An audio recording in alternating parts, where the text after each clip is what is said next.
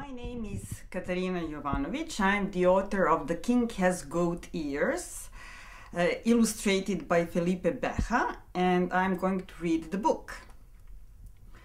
King Boyan never left the palace. Every time he needed a haircut, a new barber was summoned. That barber was never seen again. Everyone in the kingdom wondered what had happened to all the barbers. The people talked, and the king worried. King Boyan would not let the barbers leave the palace. He gave them different jobs. Some milked the cows, some churned butter, and some took care of the pigs. The time came for the king to have another haircut, but there was no barbers left in the kingdom. Except for Miro. When an emissary from the king came to his barber shop, Miro turned as white as shaving cream and fainted dead away. "I'll cut the king's hair," said Igor, his young apprentice. After his hair was cut, the king asked young Igor, "How do I look?" "You look very handsome, Your Majesty." And what about my ears?" asked the king. "Your ears look just fine." "Really?" asked the king. "Really?" answered young Igor. So the king sent the boy home. Igor was scared to share with the people in the village what he knew about the king.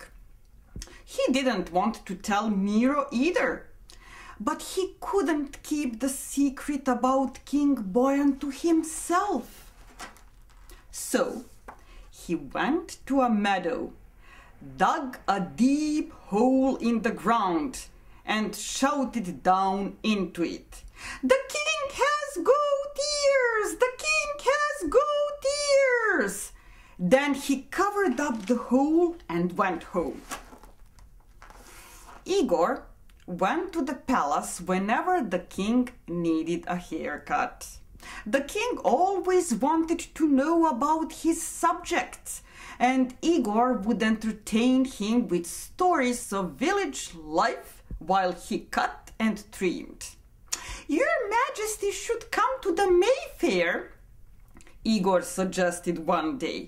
"There will be musicians, dancers, magicians, fancy cakes, everything."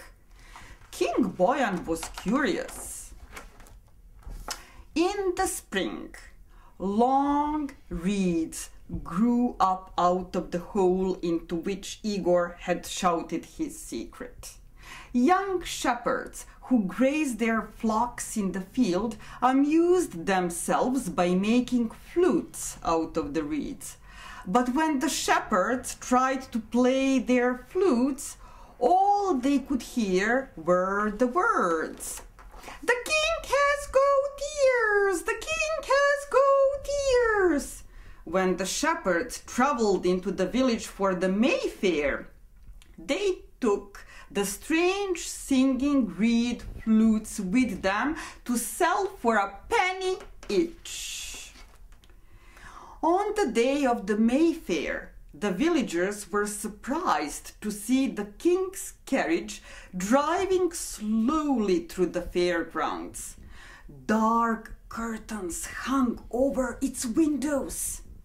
As the carriage came to a stop, a tiny voice sang out, "The king has goat ears! The king has goat ears!"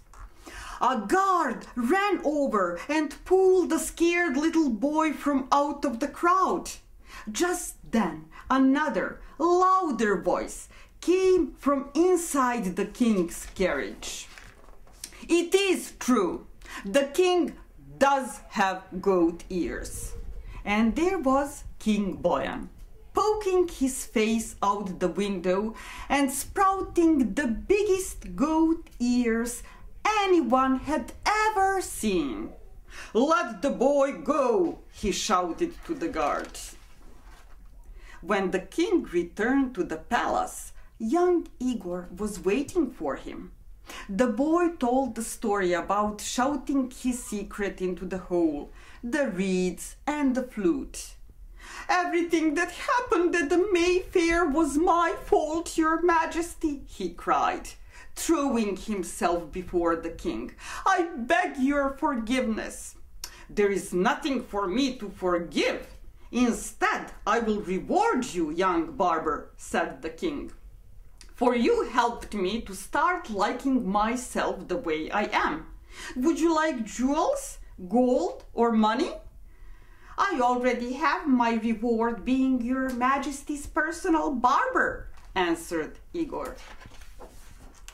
The barbers who had been mysteriously locked up were released, and almost all of them returned home to a big celebration, except for some who decided to stay, being very much attached to their favorite pigs.